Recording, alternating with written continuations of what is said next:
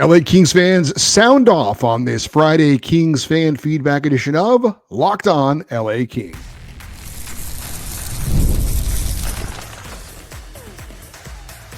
You are Locked On Kings, your daily podcast on the Los Angeles Kings, part of the Locked On Podcast Network, your team every day.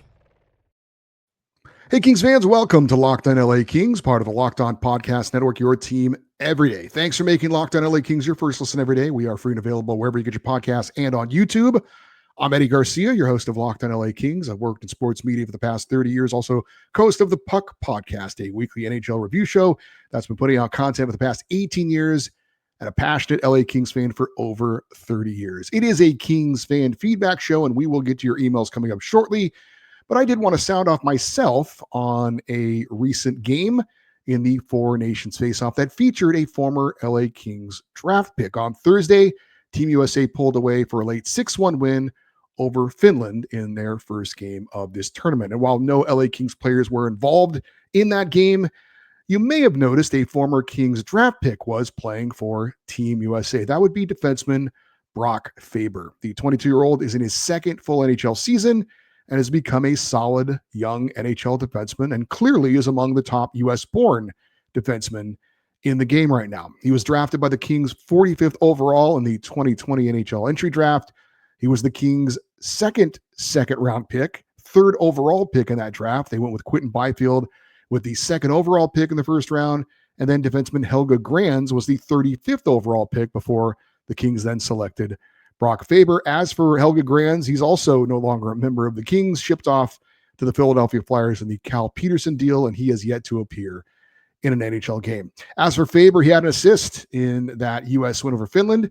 He's played in 136 career NHL games so far with 14 goals and 69 points. He was a part of the trade that brought Kevin Fiala to Los Angeles back in 2022. Now, people love to point at this trade as yet another blunder by Kings GM Rob Blake. I was completely in favor of the trade at the time, and I'm fine with it now.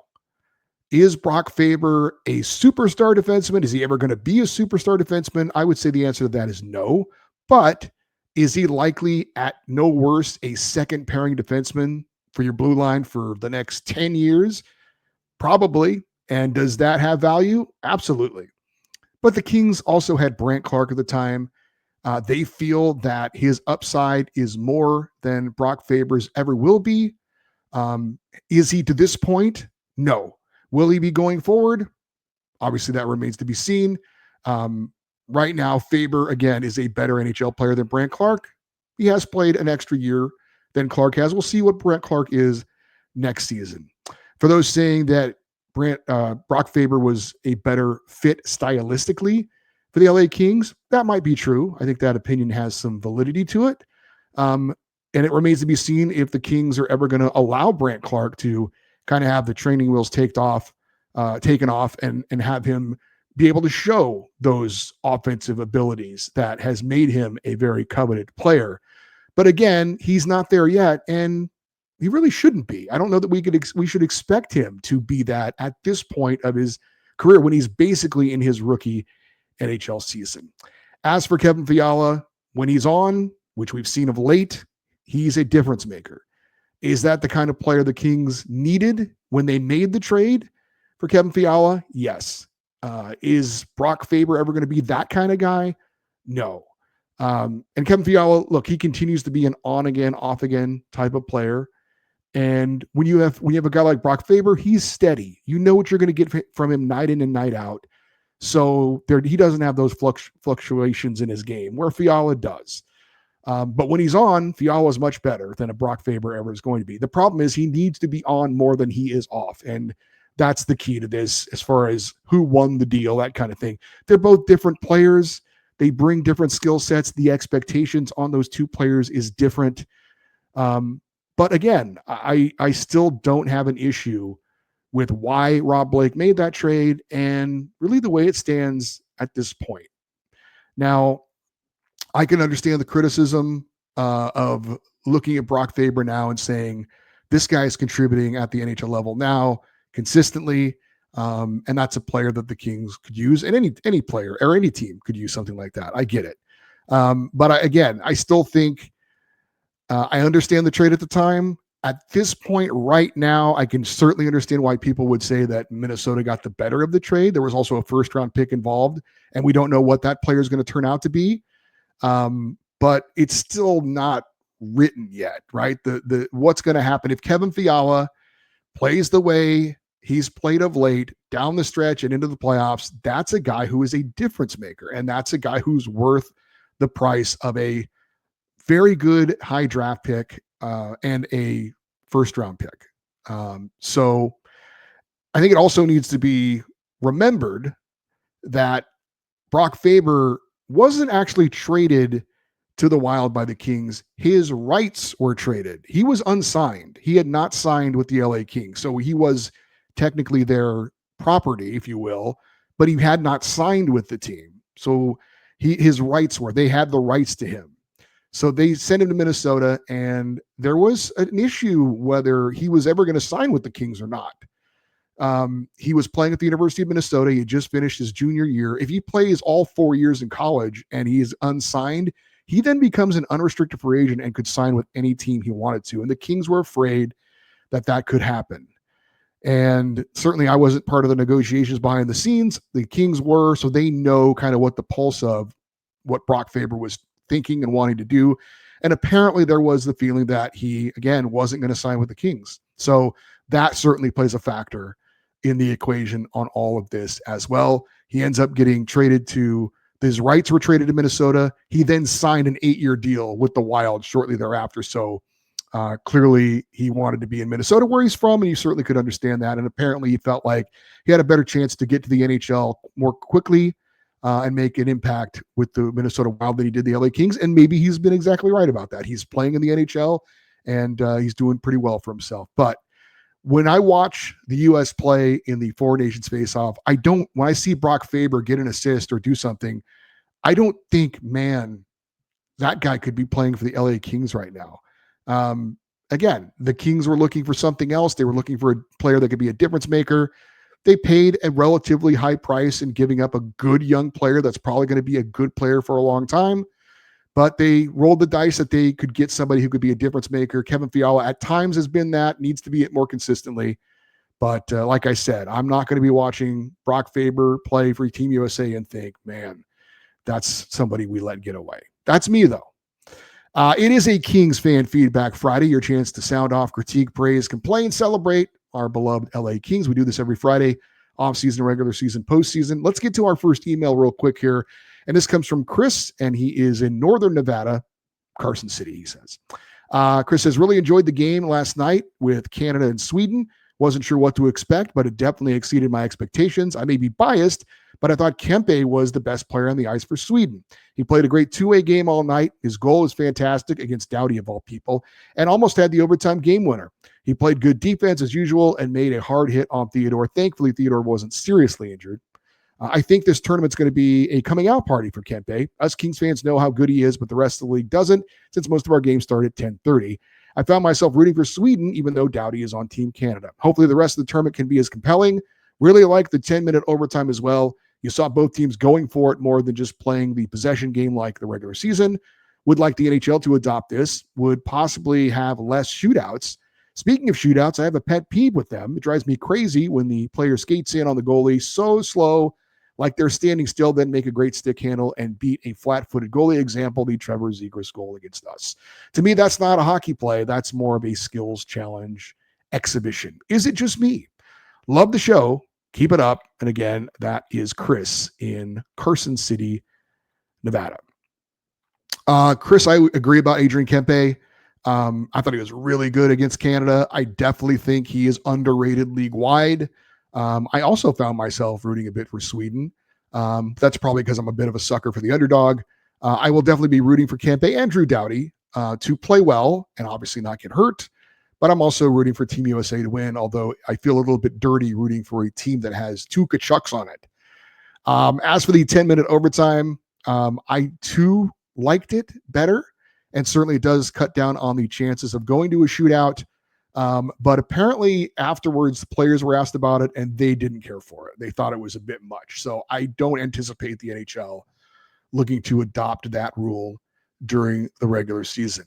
And I will say I'm not a huge fan of the shootout. However, when I first became a hockey fan, I hated ties. I can't tell you how much that turned me off as a young hockey fan. There should never be ties in sporting events. It is the worst feeling to me when you play a game or you're at a game watching it as a spectator and you paid your hard-earned money and you've taken time out of your day and you go and watch a game where there's no winner or loser. It's just, oh, we were equal that night. That's not what I want as a sports fan. I would rather lose than tie. I swear to God. At least afterwards, I could be like, we should have did this. We should have done that. I can complain. I can be upset. When it's a tie, I remember feeling like, well, that was a waste of time. What was I do? What did I just pay for? What did I just spend, 2.5 hours watching? They played and there was no winner and there was no loser. So I understand what you're saying. I'm not a huge fan of the shootout, but if it's that or a tie, give me the shootout anytime. All right, we got more emails coming up on this fan feedback edition of Locked On LA Kings. That's next here on Locked On LA Kings, your team every day.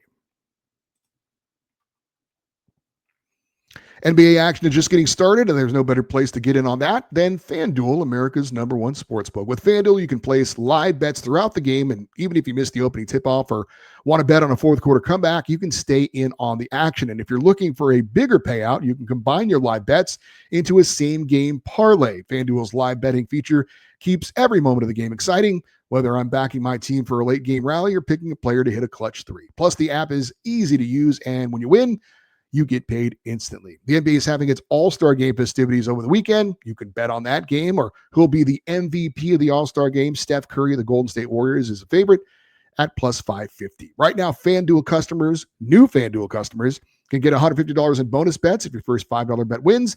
Just visit FanDuel.com to join today. That's FanDuel.com for your shot at $150 in bonus bets. Make every moment more with FanDuel, the official sports betting partner of the NBA. All right, let's continue with the emails. And this comes from Chad in Studio City. He says, I've really enjoyed watching Adrian Kempe this season, and he has really turned into a hell of a player and has become one of my favorite Kings. Just solid in all areas and always shows up, and I love how he has some swagger to his game as well. I'm rooting for him in the Four Nations Faceoff. I know you have had some emails in the past which have been pretty out there with their ideas about moving players to different positions. I want to say, someone wanted to move Doughty to forward, and I think Spence as well. Is it too crazy to think about moving Kempe to defense? I'm not saying he would start there, but situationally, we saw in the Dallas game that great move by Jim Hiller to put Kempe on defense, looking for some extra offense down a goal late, and Kempe delivered to tie it up and get the Kings a point. Do you see Hiller maybe doing more of this going forward? I actually love the idea, and I think Kempe would also love getting some extra ice time. One more thing, I was trying to find a place to buy an Adrian Kempe Team Sweden jersey. Can you or anyone help? I was shocked, but I can't seem to find one. Thanks. Go Kings go, and go Kempe go. And that was Chad in Studio City. And it is very funny that you send this email because I consider myself a hockey jersey collector. And one of our friends of the show, LA King Steve, a guy who I've met through social media, and we have a lot in common. And he's also a big jersey collector. And so I had messaged him and I'm like, can you find a Kempe Sweden jersey anywhere? I think I'd really like to get one. And he said, I can't find one anywhere. And so I did some more digging, and I was very surprised to see, apparently, you can't buy one from the NHL store or Fanatics.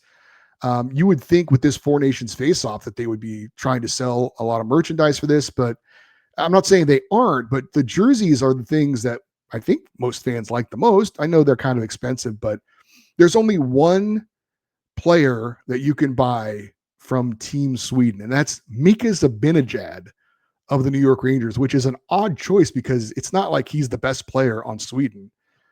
So you can get a blank one, I guess, and I guess you could maybe get them to put Kempe and the number 10 on it for you. Maybe. I'm not sure about that. But yeah, I'm a big Kempe fan as well, for all the reasons you stated as well.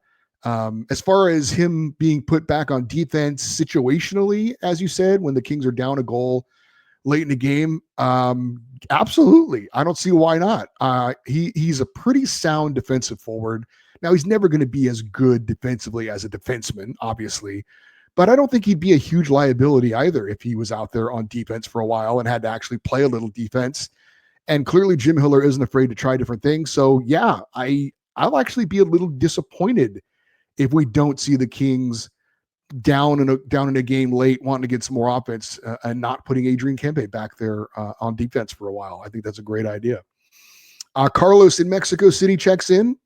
He says, I was one of those nerds that actually enjoyed the skills competition before the All-Star game. You mentioned the Olympics. I remember in the 70s and 80s watching the Red Machine dominate the sport. Oh, you could say, how about 1980? It was the same fluke as the Soviets beating the U.S. basketball team in 72. Every dog has its day. But even the Canadians were afraid of the Soviets, and if they weren't, they were quickly put in their place. Here's the thing. Suppose we were playing ping pong instead of hockey. There's going to be a 4-country tournament, but China is not invited. Would we watch? I can put up 5 Russians in the NHL right now who would probably take the tournament. But if the NHL wants something that would attract ratings, here's a thought. The Legends Shootout. Imagine Gretzky versus Lemieux or Messier versus Pavel Bure, kind of a one-on-one basketball, 5 goals wins. They get to pick their own goaltenders. Every 2 minutes, they get 30 seconds of a break. If they're not used to pulling double shifts, but heck, at their age, it's all even. Have fun, and we'll have more fun watching. And that was Carlos in Mexico City. Carlos, good to hear from you. Continued good health in your recovery from your heart surgery. Look, I will say this. I'm not a fan of Russia being excluded from this Four Nations Faceoff. I think it's silly for the NHL to hold hockey players from certain countries responsible for the actions of their government. Same goes for the booing of the U.S. anthem at the Four Nations game in Montreal. The U.S. players, the fans, were not responsible for what the government might be doing. So I think all that is they're hockey players. Let them play hockey. That's my personal opinion. But Carlos, shame on you for slighting the Miracle on Ice in any way. That is the greatest upset in the history of sports by far. And it was a legit win. Unlike the basketball game that you're referring to, which had some very, very dicey officiating and time was put back on the clock for a buzzer beater and very controversial. And you mentioned Russia. I mean, they could put a very competitive team if they were a part of the Four Nations Faceoff, but I still think that Canada would be a favorite. But I'd like to see them involved. I really would. As for your legend shootout idea, I mean, if you like the skills competition, that's cool. I'm kind of gotten tired of it.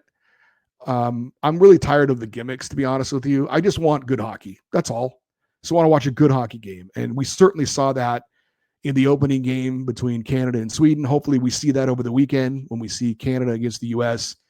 I respect the legends that you named, but do we really want to see a 64-year-old Wayne Gretzky out there shooting pucks at a target? I don't know.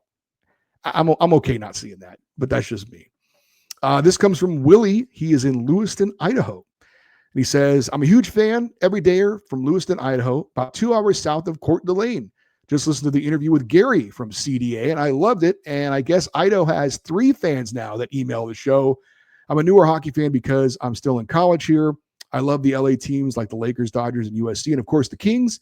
How I became a fan of LA teams in Idaho is that my grandpa went to USC from Lewiston, and he adopted those teams, and so did I when I got old enough to know what was going on. Thank you for everything you do for hockey fans. And that was from Willie in Lewiston, Idaho. And we are blowing up in the ID. Very cool to hear from Willie. I love Kings fans wherever they may be, but I do kind of get a kick out of hearing from Kings fans in unexpected places like Idaho. We heard from Carlos in Mexico City. We had one of our early random Kings fans interviews with Stephen in Ireland. And we're able to see with some of the analytics we have on our show pages where people are downloading the show from.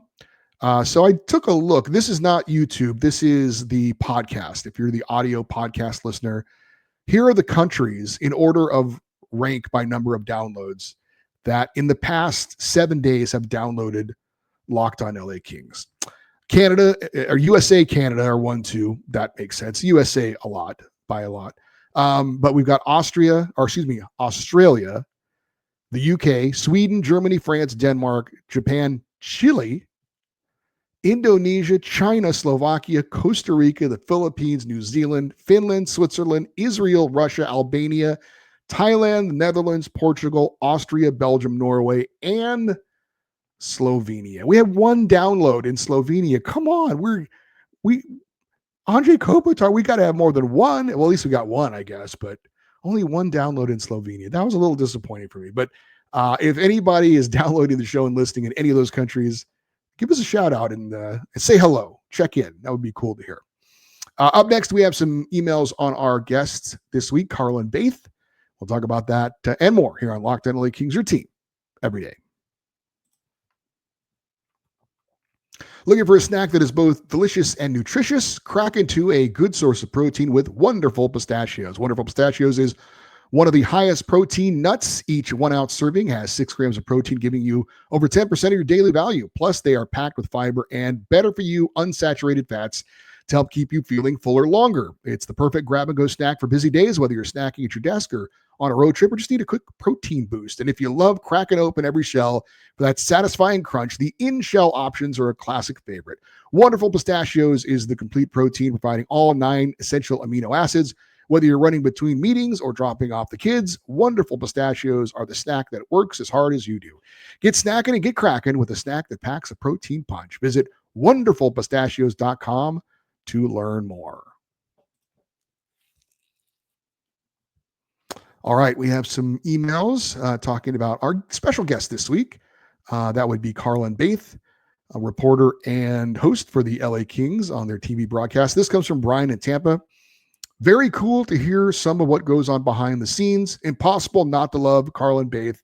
Thanks for bringing up all these great guests, Eddie, and go Kings go. And that was Brian in Tampa with a brief email. I think I've had everyone that is on the air for the Kings TV broadcast on this show at least once.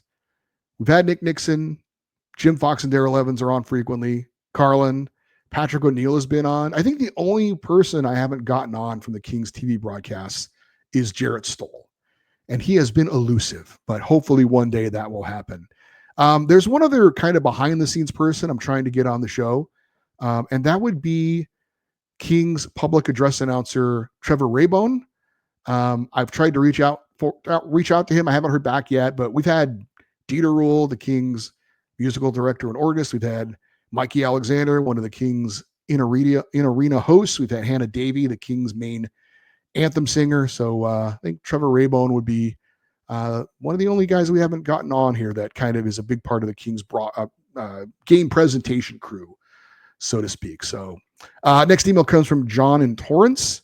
He says, just wanted to chime in on the Carlin Baith interview. I worked in the entertainment and media industry for a long time, and I saw far too many times a pretty girl being given an opportunity that they had not earned or frankly weren't qualified to have. I get it. It's TV or film, and oftentimes the looks of someone is important. But it is so refreshing to see Carlin, who is an attractive woman, work her way up the ladder, going from the ice crew to the in-arena host to eventually a host and reporter on TV.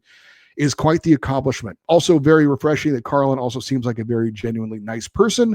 I appreciated getting the chance to hear some of her story, and I'm also a big fan that she has hockey roots in her family, and covering hockey likely means a little more to her than it might to someone else. Hope you have her on again in the future. And that was from John in Torrance. Carlin, is a very, very nice person, and I hope she won't mind me sharing this. But after we concluded the interview, she and I talked for about a half hour. She asked me about my job search, and we just had a very pleasant chat. She's a good person to talk to, and you will definitely have her back on again in the future. And also very cool that she's legitimately a fan of this show. Carlin, if you're listening right now, or if you're watching, hello. And I did see on the YouTube episode that she was on, she actually went into the comments and had interactions with some of our listeners, which I thought was just awesome. Very, very cool. Our final email comes, of course, from Ed in Brea. And Ed is peacocking because he got his Super Bowl prediction right when he guaranteed that the Eagles would win. And he is feeling like he is Nostradamus. Of course, the fact is that his guarantees are batting about 051. But, look, he got this latest one right. He's going to stick his chest out and say, I told you so. And I respect that. But Ed has another guarantee for us. He says, I just wanted to say USA will win the Four Nations Cup. I guarantee it. USA wins. That is all. So there you go. Short but sweet guarantee from Ed in Brea. He says Team USA is going to win the Four Nations Cup, as he called it. We'll see. I think Canada deserves to be the favorite, but I am really interested to see how this game goes on Saturday. And it should be a great day of hockey, even if you're not two games coming up on Saturday. I think it's 10 a.m. LA time. You've got Finland versus Sweden, which is a rivalry game. And then 5 p.m. LA time, the big one, USA versus Canada. So I'll definitely be watching those. And we're going to talk about them coming up on Saturday's episode of Locked on LA Kings. Thank you to everyone who took the time to email. This show literally not possible without your participation. So thank you. If you want to get an email in for any reason, including next week's show, the email address is lockedoneddie@gmail.com. And as always, you can leave your comments on the YouTube episodes as well. Love for you to stay interact with the show on social media, X, Twitter, and Instagram. We are at Locked On LA Kings. And again, for you everydayers, those of you that listen to watch Locked On LA Kings every day, coming up on Saturday's show, we will tell you how Adrian Kempe and Drew Doughty did in their games for the Four Nations Faceoff on Saturday. By the way, if you're looking to watch those games, ABC, ESPN Plus are doing the Sweden-Finland game, and then you've got ABC, ESPN Plus, and I think Disney Plus is also doing the US-Canada game if you want to check that out. All right, I'm Eddie Garcia. Thanks for listening and watching this episode of Locked on LA Kings, part of the Locked On Podcast Network, your team every day. Have a great rest of your day. We'll talk to you tomorrow, and as always, go Kings, go.